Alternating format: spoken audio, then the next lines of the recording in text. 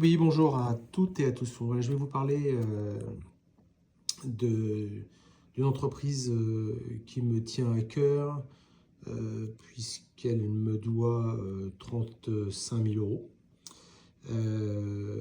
pour un travail que j'ai effectué qui n'a jamais été payé. Voilà. Donc je vais vous expliquer pourquoi, je vais expliquer comment ça fonctionne. Bon, j'ai pris du recul, mais c'est un peu le principe. De toute façon, ça me paraît très logique. Vu ce qui se passe au sein de cette entreprise, de la franchise et autres. Je vais vous en parler rapidement. Alors, donc cette entreprise a été créée par Maurice Pénaruiz en 83. C'était une personne qui travaillait dans le bâtiment et qui construisait des maisons traditionnelles.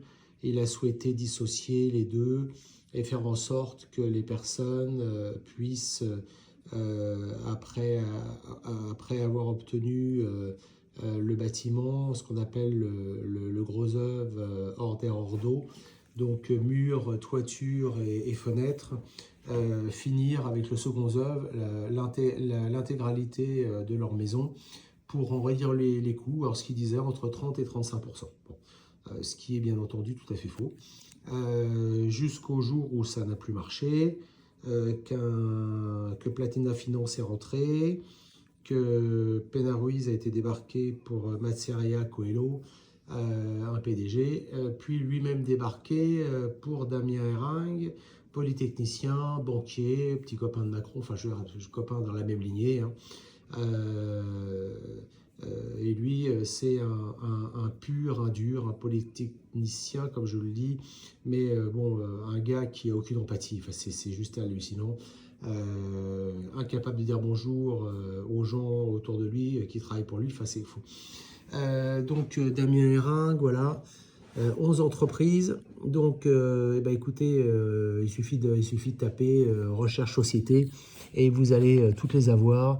De toutes les façons, vous avez tout ce qui est nécessaire pour faire fonctionner une entreprise de maison individuelle, hein, voilà. Donc ça passe par ces mi-courtages. Donc on pense, c'est le financement. Ensuite, après, c'est la construction MKT. Et puis, tous les satellites autour, la pub, la gestion, la publicité, enfin, la publicité, les objets publicitaires, la mise en valeur des maisons, enfin, des bureaux franchisés, enfin tout, il y a tout. Il n'y a pas les plans, voilà, tout est dissocié. C'est comme ça que ça fonctionne et c'est très bien foutu parce que, écoutez, vous avez pas trop le choix. Alors, je vais vous montrer rapidement quelque chose. Donc là, on est sur une société qui a bien fonctionné, qui ne fonctionne plus, qui peine, parce que le modèle économique est pourri. Et le modèle économique ne tire aujourd'hui que sur les royalties qui sont versées par les franchisés et sur les travaux jamais payés aux artisans ou complètement compressés par la demande qui permettent d'augmenter les marges et d'essayer de vivoter sans jamais exploser. Voilà, parce que le Mikit n'explose pas. Et je vais vous montrer pourquoi. Protocole d'accord entre les sous-signés, Monsieur Herring, le franchiseur, et là on voit le candidat sans expérience du métier de constructeur de maisons individuelles, mais souhaitant le devenir dans le cadre du réseau Mikit, s'est adressé à Mikit France qui développe et anime le premier réseau de constructeurs de maisons individuelles franchisées en France afin de pouvoir bénéficier du savoir-faire du soutien Mikit. Alors, s'est adressé à Mikit France. Alors, c'est pas du tout comme ça que ça fonctionne. Je vous le dis, on ne s'adresse pas à Mikit France, c'est eux qui viennent vous chercher. Comment ils viennent vous chercher? Ils viennent vous chercher en fonction des plateformes qui gèrent vos CV, qui distribuent, Indeed, enfin tout ce que vous pouvez imaginer, parce que ça bouge beaucoup, donc je ne m'avancerai pas dans les noms. Donc ils ont un système de sélection, donc on passe une annonce, donc Mikit passe une annonce, et il vous dit dessus qu'il recherche un directeur de franchise, et que vous êtes tous les bienvenus. Alors, les franchisés Mikit, il y a tout. Par contre, la sélection, c'est, je dirais, voilà. La moyenne, c'est entre 40 et 60. Pourquoi? Parce que ce sont des gens qui ont fini une première étape dans la vie, plus d'enfants, pactole, ils sont partis de leur entreprise, ils ont touché un peu d'argent. où ils souhaitent se lancer et on leur fait miroiter effectivement des salaires fantastiques, entre 10 000 et 100 000 euros par mois. Donc effectivement, qui ne peut réagir face à de telles propositions? Donc on trouve des assureurs, des imprimeurs, des concessionnaires, des comptables. Dans la grande majorité des gens qui sont en back-office, qui n'ont aucune idée de ce qui se passe pour vendre des produits, parce que là c'est quand même une histoire de vente, de mise en valeur de la personne, de négo, et ces gens-là vont se retrouver dans un système où ils n'y connaissent strictement rien. Formation pour moi 1 semaine, donc de toute façon ça n'a pas beaucoup bougé. Mikit répond du lundi au vendredi. Samedi, dimanche, quand vous allez chez les clients, il n'y a personne. Donc au départ, je peux vous assurer que vous êtes dans une mer de noir parce que vous devez vous débrouiller, vous ne connaissez rien au contrat, vous ne connaissez rien au protocole de signature et c'est juste hallucinant, quoi. Vous êtes laissé libre à vous. Par contre, donc je reviens rapidement sur le système. Donc annonce pour direction de franchise. Ensuite, rendez-vous avec une commerciale. Et là, ils sont très forts. Ce sont des gens qui sont taillés là-dessus, qui sont extrêmement vindicatifs, qui vous mettent la pression. Donc, qu'est-ce que vous êtes capable d'apporter? En fait, le problème, c'est pas tellement vous, hein. Je veux dire, vous pouvez très mal articuler, être ingérable et à la limite être sapé, enfin, être tout à fait incompatible au niveau de votre habillement pour aller sur le terrain et aller voir des gens. Ils sont contre-fiches. Le seul intérêt pour eux, c'est qu'est-ce que vous pouvez sortir. Est-ce que vous serez micro-franchisé? C'est-à-dire, est-ce que vous allez sortir 35 000 euros et que vous allez payer après toutes les redevances possibles et inimaginables pour la pub, pour l'informatique et tout ce qu'il y a parce qu'il y a des millions de choses à payer. Où vous allez rentrer sur la franchise et là c'est plus 30, mais c'est 300 000 euros qu'il va falloir sortir. Voilà. Enfin voilà, le principe il est là. Donc formation éclair, 1 semaine. Donc je vous laisse imaginer. Et même d'ailleurs s'il y avait d'ailleurs 1 mois de formation, comme ils veulent bien l'entendre, ça ne changerait rien du tout. Parce que le métier de la construction est tellement compliqué qu'il faut beaucoup d'expérience pour savoir ce qu'il en est.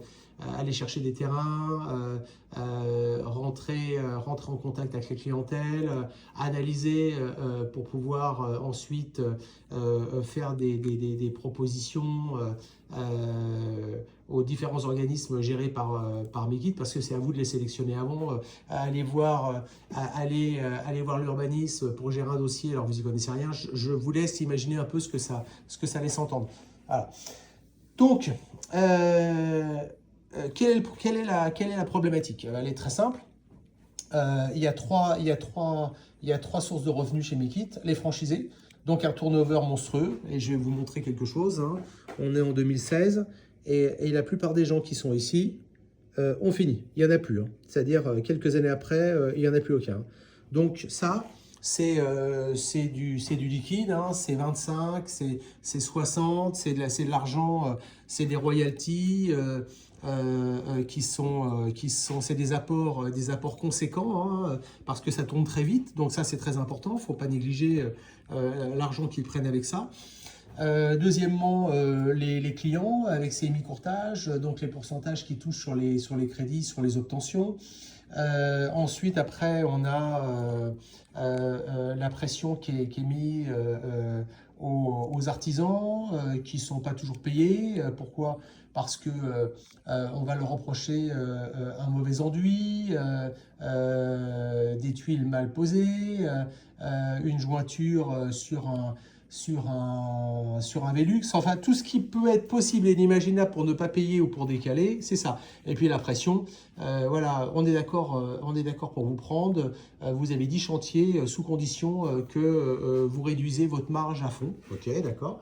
Voilà, donc ça c'est la première chose. Alors donc, comme les gens ne sont pas payés et qu'il n'y a aucune équipe chez Mikit, mais que les équipes sont partagées avec Maison Pierre et tous les autres, et là on revient au niveau de prestation, Mikit on est vraiment sur du très moyen de gamme, quoi. Alors, là, faut bien le savoir.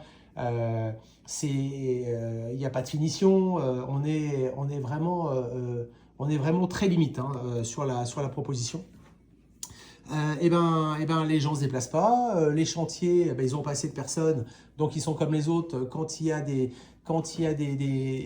demandes importantes, ils sont incapables de les assumer, donc 1 an, 2 ans d'attente, donc vos clients se barrent et tout. Et là, ça a une importance, parce que moi, on me doit, Damien Herring me doit 35 000 euros. Enfin, je vous laisse regarder un peu le pognon qu'il a, ce gars-là. Hein, c'est facilement, car je ne suis pas le seul, hein, je vous rassure. Parce que tapez Mikit procès et vous allez en voir un paquet. Hein. Ça, il n'y a pas de souci. Que ça soit avec les clients ou que ça soit avec les franchisés, mais les franchisés énormément. Parce que les franchisés se plaignent. Les franchisés se plaignent d'être abandonnés, les franchisés se plaignent d'être obligés de passer par eux pour tout, pour les plans, pour les validations, enfin absolument tout. Donc en fait, vous n'êtes rien, vous, qu'un agent commercial, mais qui endosse toutes les responsabilités. Parce que sur le contrat, vous êtes un franchisé. Voilà, mais en fait, vous êtes un agent commercial, vous êtes dépendant, c'est une force extraordinaire. Il pourrait d'ailleurs être requalifié, hein, parce que ce sont des gros enfoirés. Ils vous exploitent. Et si jamais il y a un pépin avec le maître d'ouvrage, c'est vous qui payez, quoi. Voilà, un problème de maison, un problème de structure, c'est pour votre pomme. Alors c'est eux qui ont fait les travaux. C'est juste exceptionnel. Ce gars-là est vraiment brillant. Voilà, c'est-à-dire que vous prenez tous les risques, vous payez tout, et lui se contente, d'utiliser la manne financière sans jamais en prendre. Voilà, enfin c'est comme ça. Donc on a parlé de ça, on a parlé donc des clients, on a parlé alors les clients donc un système d'attaque, donc il faut passer 6, je crois que on est à 600 appels 600 appels mois pour en retenir une dizaine. Donc premier rendez-vous, analyse financière pour voir si les gars peuvent. La plupart du temps, ils sont dans le rouge, ils ont des cartes. Donc il faut attendre, il faut trouver des solutions, quitte à rembourser la banque. Donc on vous demande, vous, d'être prêteur. C'est-à-dire que c'est vous qui allez avancer la mise de fonds pour qu'ils puissent obtenir leur crédit. Je ne vous dis même pas jusqu'où on va, hein, c'est juste hallucinant. Et pour pouvoir signer la vente. Voilà. Souci. Il faut donc, vous savez, plus d'1 année pour obtenir un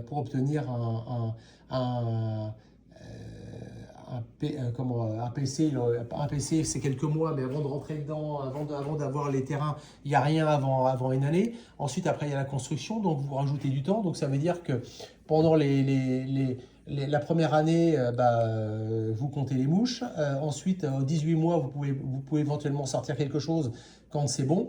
Et là, on arrive sur le contrat. Donc, c'est-à-dire, Mikit vous dit, vous me placez 3 franchisés premier semestre, 3 franchisés second semestre.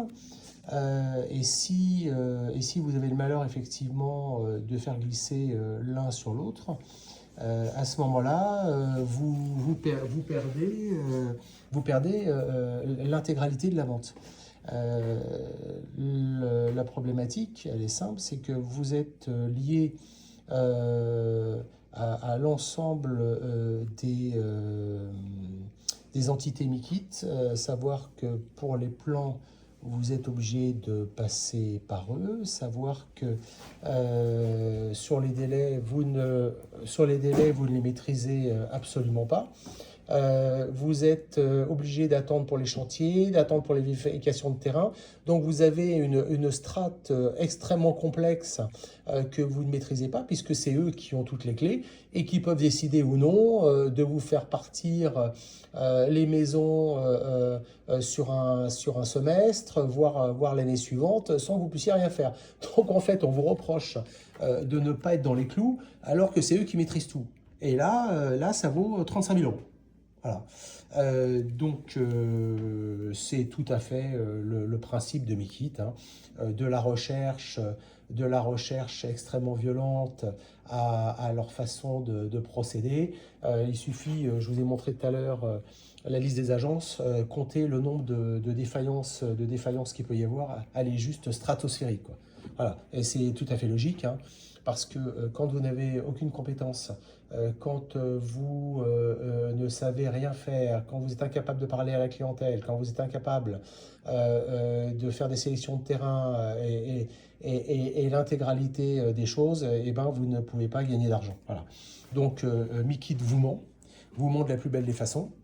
Il vous ment d'autant plus que le concept est basé sur ces fameux 30-35% que vous êtes censé gagner quand vous faites vos travaux. Alors ça, c'est tout à fait faux. Je vais vous montrer un truc très simple. Sur une maison de 96 000, ici, vous voyez, si on prend 30%, on est à 29 000. Donc vous devriez gagner 30 000. Sauf que ici, là, sur un contrat, pose de l'ensemble des kits, donc voilà, modèle de pièces, là, sur un modèle 4 pièces avec comble, on est à 15 700 euros. Voilà. Donc vous voyez qu'on est très loin, donc 15 500 euros, ça fait même pas 15%. Voilà. Donc, bon an, mal an, si vous souhaitiez faire votre maison vous-même, ça vous coûterait grosso modo, enfin la faire effectuer par des artisans, ça vous coûterait grosso modo 14 000 pour faire 90 mètres carrés en secondes œuvres. Voilà, c'était les tarifs et c'était les références qu'on avait. Et les gens qu'on mettait à disposition, parce que là encore, ces personnes qui travaillent, qui sont en sous-main via Meekit, doivent reverser certainement quelque chose dessus. Alors, je ne sais pas comment ils font, enfin, ils le font. Voilà. Donc, vous voyez, voilà, donc il y a vraiment beaucoup de fausses idées. Sachez quand même que quand on vous livre l'ensemble de la maison, vous avez donc une maison hors d'air, hors d'eau. Ça veut dire toiture, mur et menuiserie. Vous avez un camion qui arrive en un jour et qui vous dépose tout devant la maison. Alors la question, c'est qu'en règle générale, la maison, elle est dans un lotissement où elle est à Perpète et les Oliviers. Comment est-ce que vous allez faire, vous, pour gérer l'ensemble déjà des produits qui arrivent, pour être sûr que tout est là? 1. 2. Comment est-ce que vous allez faire pour utiliser ces produits, sachant par exemple évidemment que vous avez toutes les gaines à passer derrière les placos, parce que vous avez, enfin c'est complètement fou hein, ce qu'il faut faire hein, pour monter ça. Hein. Donc je ne sais pas, comment vous êtes capable de gérer ça. Pour moi, la plupart des gens ne le savent pas. Et puis dernièrement, eh ben, vous avez aucun outil quoi. Donc comment est-ce que vous faites quand vous n'avez aucun outil pour visser, pour découper, pour ajuster, vous voyez, etc. Donc voilà, là encore, c'est des choses qu'on ne vous dit pas. Je rajouterai une chose, c'est le capital humain. On vous dit qu'en 6 mois, vous avez fini. Bah, écoutez, à 2, en 6 mois, des gens qui n'ont pas d'expérience, c'est juste impossible. Si, par contre, ce qu'on ne vous dit pas, c'est que c'est le nombre de divorces et le nombre de séparations qu'il peut y avoir après quelques mois sur un chantier. Parce que les gens se trompent, parce qu'il arrive très souvent qu'une fois que tout est posé, on vous dise qu'il y a un problème sur les prises qui sont posées derrière le placo, sur la ventilation. Enfin, il y a plein de choses qui ne vont pas. Et là, à ce moment-là, vous n'avez plus qu'une possibilité, c'est de tout recasser pour repasser. Et ça, c'est à votre charge. Voilà. Donc là encore, je pense qu'il faudrait être très clair sur le principe et sur le montage et savoir effectivement que on est dans un mensonge organisé. 30-35%, non. Tout ça, c'est du flan, ça n'existe pas. Et sachez quand même que moi, j'ai vu des maisons finies, montées, vendues, terminées totalement avec le jardin, avec toutes les barrières et tout, qui valaient moins cher que ce qu'on montait. Donc, dans un lotissement. Donc, à ce moment-là, je veux dire, faites attention à vos achats. Ne vous imaginez pas qu'une maison à monter est moins chère et ne va pas vous engager, alors qu'il y a des choses qui vous permettraient de rentrer chez vous tout de suite sans vous casser la tête et des fois bien moins cher. Hein. Ça, je l'ai vu, je l'ai noté. Voilà. La plupart du temps, les fournisseurs, les principaux concurrents étaient moins chers que nous. Je ne parle pas de maison pierre, hein, je parle de maisons traditionnelles. Donc, quel est l'intérêt de rentrer chez Mikit sinon parce que vous avez derrière une force de frappe, sinon parce qu'on vous promet un financement à l'arrache. Voilà, mais pour le reste, non. En fait, je pense que la plupart des gens qui sont des primo-accédants ou des gens qui sont limite, voire Rouge, Banque de France et autres, n'imaginent même pas pouvoir acheter. Ça tient plus aux gens qui arrivent à gérer leurs finances et à les faire passer de l'autre côté qu'en réalité que la maison Mikit en elle-même, qui n'a franchement aucun intérêt. Ensuite, vous avez quelque chose, ça s'appelle, c'est les cases zéro chez Mikit, où vous voyez un certain nombre de produits là. Enlèvement des terres, vous avez mise à niveau du terrain, les accès ou surtout la notation béton qui est en fait une analyse structure que vous faites payer alors qu'elle est gratuite, enfin, etc. Ça, c'est Mikit. Donc, ça s'appelle les cases zéro. Et là-dessus, les gars peuvent prendre jusqu'à 10 000, 15 000 euros en plus. Enfin, 10 000 euros. 10 000 euros. Après, c'est beaucoup. En fonction des cas, si le client n'est pas attentif, voilà, tout ce que vous gagnez d'un côté, vous le perdez de l'autre. Oui, parce que ça, on n'en a pas parlé, bien entendu. Parce que là, on parle des fameux 30-35%, mais on ne vous parle pas effectivement du reste. Sachant par exemple que sur les protections toiture, vous avez des gens qui ont eu des inondations parce qu'il n'y avait pas de pare-pluie ou de pare-pluie, de pare-vent ou de respirant. Parce que ça coûtait trop cher, donc les constructeurs ne l'avaient pas mis, enfin, etc. Voilà. Donc, pour vous dire que, bah, écoutez, Mikit, c'est pas ça. Mikit, est une entreprise qui est aujourd'hui toujours en difficulté. Alors, je ne vous parle même pas de la crise financière qu'il y a. Hein. Ça ne doit pas ranger, ses comptes. Et puis, de toutes les façons, ils y sont jamais arrivés parce qu'on ne peut pas franchiser des gens qui n'ont aucune expérience et leur donner ses responsabilités sans pouvoir construire un groupe alors qu'il n'y a aucune confiance entre les uns et les autres. Voilà. Alors, Ering n'a aucune empathie pour les gens. C'est un banquier pur et dur, hein, franchement. Hein. La première fois que je l'ai vu en congrès, le gars n'a même pas serré les mains de ses franchisés, quoi. Hormis les 10% qui gagnent de l'argent. Il y a 10% dans le groupe qui gagnent de l'argent, ces anciens constructeurs qui ont bénéficié de l'ORA, qui sont installés, donc eux, ils gagnent un peu d'argent. Mais pour les autres, c'est zéro. Quoi. Ouais, il y a quand même 90%. Vous voyez, voilà, j'étais en train de regarder un peu le contrat de construction avec fourniture de plans. Voilà un peu Mikit. Donc j'ai effectivement à ma disposition tous les produits possibles et inimaginables, y compris la formation à disposition, protocole d'accord, contrat, conditions du contrat. Voilà. Je veux dire que là, ça y va quand même. Hein. Voilà. Marque française Mikit, numéro, dépôt de marque, voilà, allons-y, franchement. Donc, voilà, tout un fonctionnement, enfin, écoutez, c'est pas compliqué. C'est une Bible à charge qui vous oblige à faire un certain nombre de choses. Voilà. Kit de lancement que vous payez, bien entendu. Convention de sous-traitance avec les uns et les autres. Gestion du chantier original. Enfin, voilà. Là, vous avez vraiment tout ce qu'il faut pour comprendre que s'il y a bien une société à éviter, c'est ça. D'ailleurs, quand je suis allé au salon de la franchise à Montigny pour voir un peu ce qui se passait, écoutez, il y avait 2 plantes vertes qui étaient posées sur des sièges alors que les franchisés pour Mikit dans un coin tout à fait glauque, sans intérêt. Enfin, on parle de Mikit, enfin, on s'imagine quand même qu'il pourrait y avoir autre chose en présentation.